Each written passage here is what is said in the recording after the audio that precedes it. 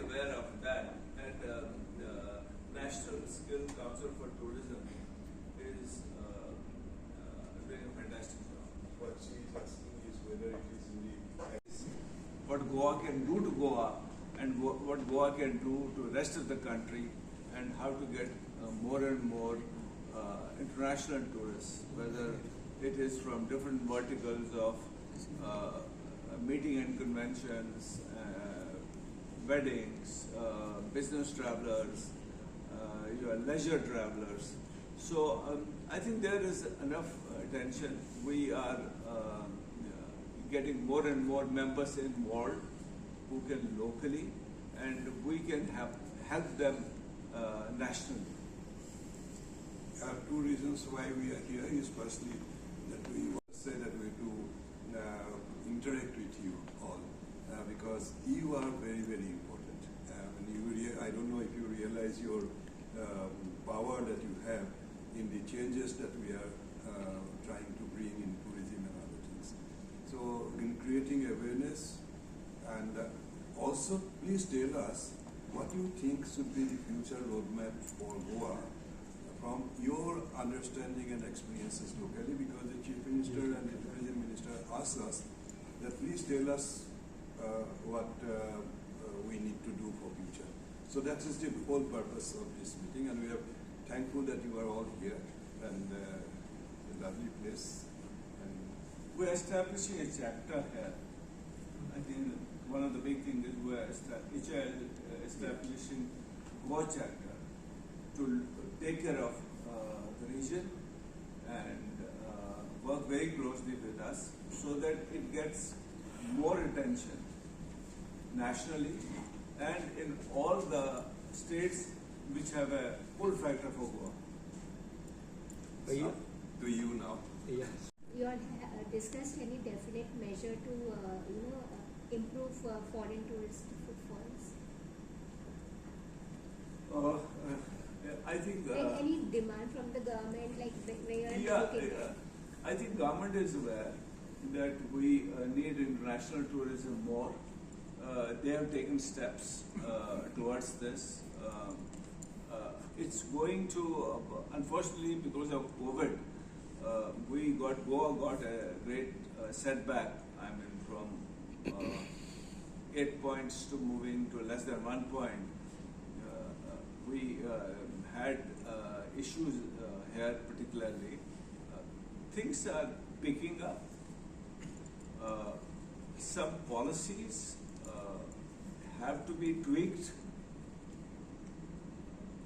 and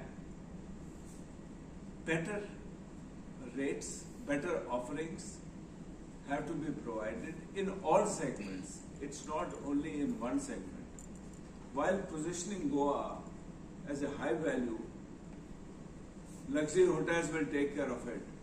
But we also have to worry about mid-scale and upper mid-scale at the same time, because India has a huge market for upscale and upper mid-scale. What does association feel? How was tourism during the year 24-25? Like how did tourism fare and In general, did the ARRs go up, down? of all states? Well, 24 has been a great year for all of us. 24 has really been very, very encouraging for the entire industry, pan-India. I can say that pan-India, it has been very good. So we have to, it's not only the rates going up. I think India today has less branded rooms than one state of the United States. So you can understand, and we have 145 crore people. We do not have enough rooms. We say, okay, we are emerging, developing economy, we want to move to number 3 place. Yesterday I was hearing somebody has done a very good analysis, we have, America has one hotel room for every 3 people. China has one room for every 10 people. We have one room for 3,000. And I'm talking about the market, which is affordable market. I'm not talking our emerging economy, our moving of people across the poverty line. I'm talking about that because they will stay in their category what suits them. So we have ample opportunity. I think infrastructure government has done a fantastic job in connectivity. That will help people to drive. You know, in our own country, people used to take one holiday a year. Those who could afford, who were fortunate enough, and go for 10 days, and that was their holiday. Today, Gen Alpha, they want to take shorter holidays, but go 3 times, 4 times a year. The market dynamics has changed. So, with the connectivity, what is happening is, you along the highways, you will have small hotels. People will halt there. Then those places will develop. The whole economy is going to actually benefit from all this. I think we have to take a very rational view. I think there are certain things which are aligned with market dynamics, which happen. But at the same time, I'll use my previous sentence. I think we have to take a long-term view. If we have to sell Goa, the package has to be right, and if we have to survive in the market, it has to have a pull factor. We have to compete, whether we like it or not. We have to compete with all the destinations around us, and it will be dictated by the market. I don't think any one of us can really decide if market is accepting it. It's like, you know, you have hotels and leisure in luxury segment, you have an upscale, you have a budget, you have an economy. So each one has its own category and its own market. So in the same manner, if Goa has preference for something, yesterday Chief Minister indicated that, you know, he wants to push more wellness centers, the right wellness centers in India, so that our positioning can be a little more consolidated. So, as an association, we will tell our members that this is what, if we can, some of us who have expertise in that should try and focus, because we need to align ourselves to the policies where we can move faster, but the right ones. So I wanted to know, I'm Shoma from the. You all discussed any definite measure to improve foreign tourist footfalls? I think. Like any demand from the government, like where you are looking at? I think government is aware that we need international tourism more. They have taken steps towards this. It's going to, unfortunately, because of COVID, Goa got a great setback. I mean, from 8 points to moving to less than 1 point. We had issues here particularly. Things are picking up. Some policies have to be tweaked, and better rates, better offerings have to be provided in all segments. It's not only in one segment. While positioning Goa as a high value, luxury hotels will take care of it.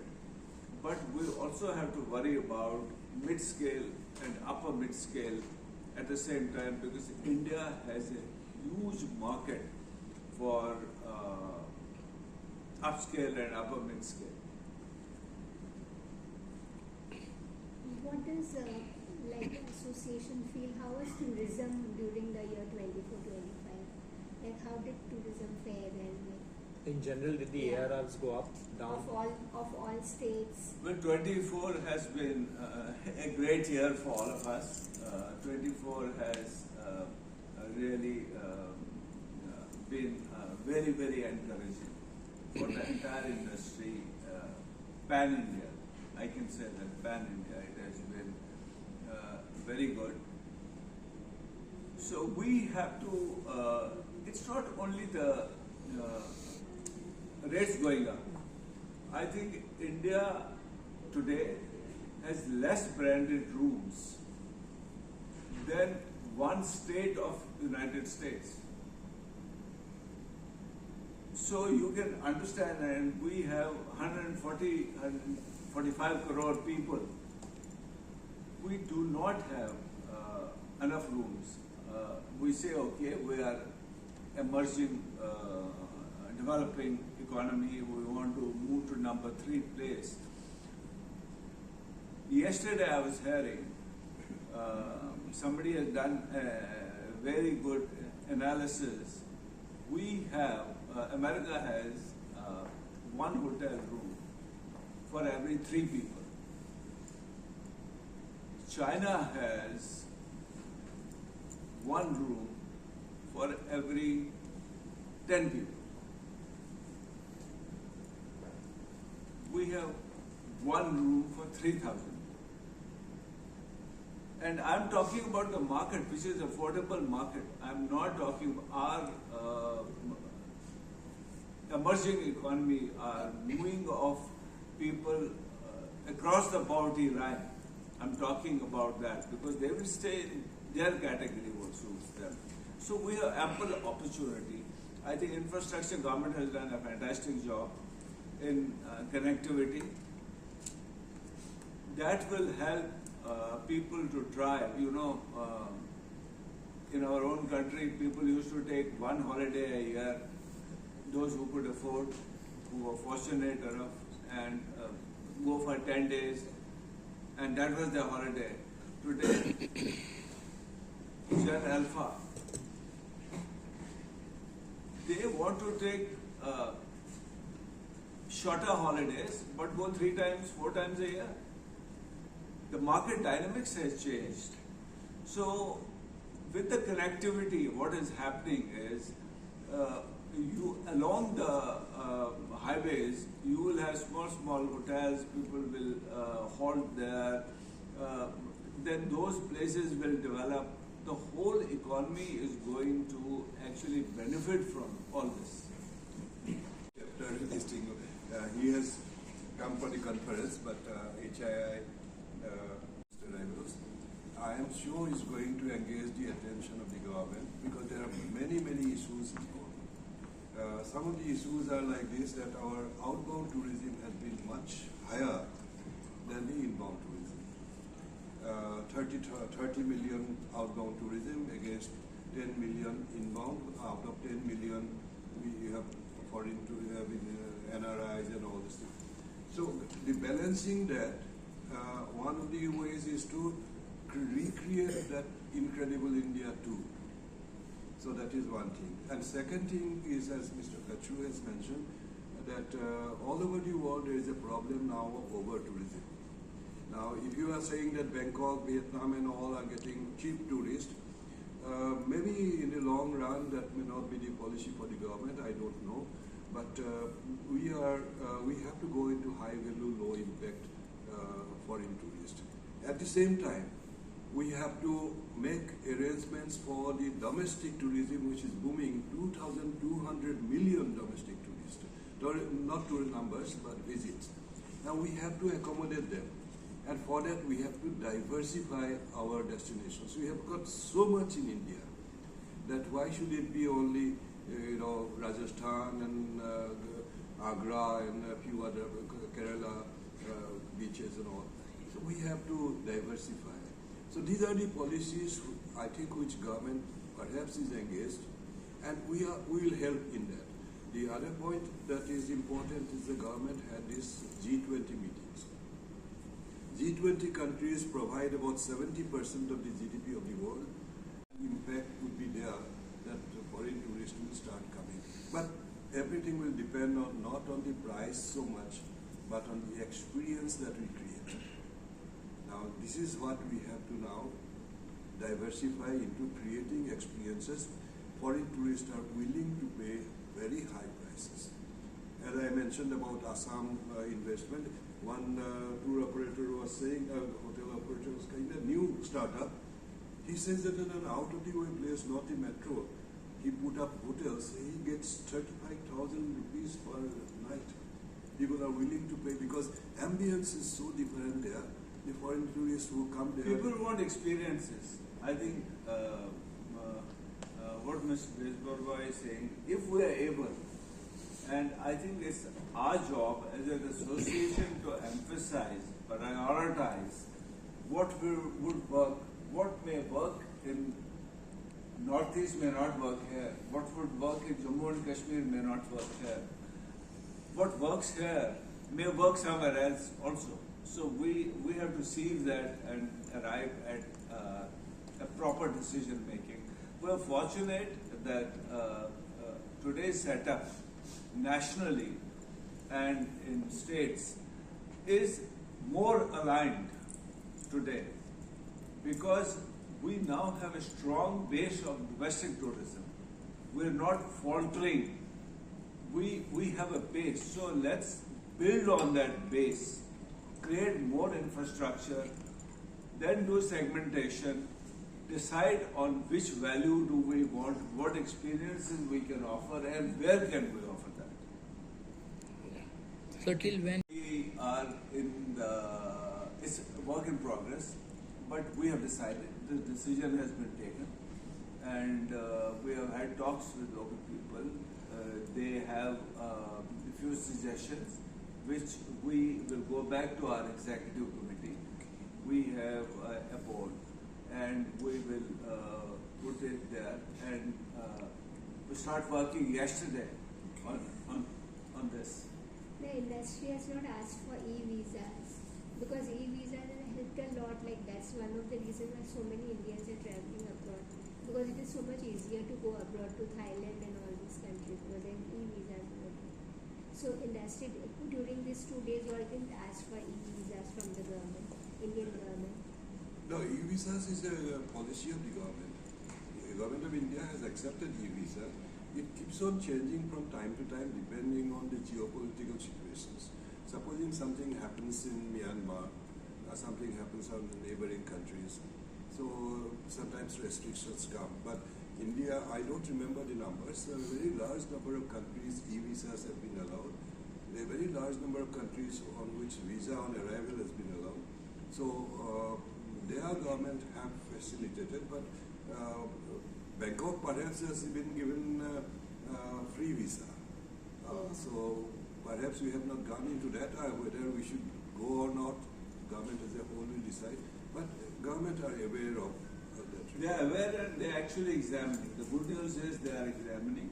It's not that, It is there. it's there. It is one of the priorities.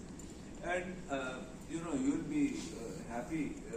You must have read, government has decided to create 50 new destinations, which is a fantastic move. And according them, a special status which will give them benefits for people to invest money in those destinations. So it's now for industry together to work very closely with the government. Heritage is a very big area. Heritage and culture comprises about 50% of the tourists around the world. At least 30% of them, according to World Tourism Organization, come only for experiencing culture and heritage. Now, Goa has, I have known Goa for quite some time. I've traveled all areas. I feel that the heritage and culture side has not been sufficiently exploited. Oh, and we can also exploit river tourism in Goa. We have got lovely rivers here. And all over the world, river tourism is a very big, it's a Nile and Thames and all those places. We have the Mandi River, Samudra River, and the old Goa. So I think all of you, perhaps if you agree, should focus on the community's involvement as well as diversifying Goa's tourism products. Separate plans for this tourism development, because that's not our thing. We only supplement government, collaborate with the government. Now, as we have mentioned, all these issues, sustainability, technology, as Mr. Kashmir, and then if you think about community involvement, how to encourage community. Mr. Kachru has mentioned that our members have also adopted some institutions, skill institutions, to mentor them and to support. Because there is a big gap between, you see, the industry is looking for people, it is short of people, at the same time there is unemployment of skilled tourism graduates and all. So that must be some gap. So we are trying from our association to bridge that gap. So what If we want to make people employable, that is what is our, I think the key word is that we should prepare people so that they get employment. It's not just they get a degree or a diploma. So our industry will get involved in it, in training them so that they have opportunities to grow in their lives. And what would be the skill gap in tourism? Is there like Over 20 states where we're training youth, which are skill oriented, so that they actually are assured that after their training, they will get jobs. And people who are training them, they will give the first opportunity to be employed. So there is a gap because at the moment, requirement is much more. It's the same like rooms. We are only less than 200,000 rooms, whereas even the current requirement actually is 500,000. So we don't have, in the same manner, we want to actually prepare ourselves. If infrastructure is being developed, new cities are being developed, new hotels will come up, restaurants will come up. People have to be prepared, they have to be trained so that they are employable at that point. So we have to take a holistic approach. We just can't do it and then look for people who are not there. So there is a gap. To answer your question, there's a gap. And I think Government of India, Ministry of Skill Development is doing a commendable job on this. Actually, training people, great bartenders.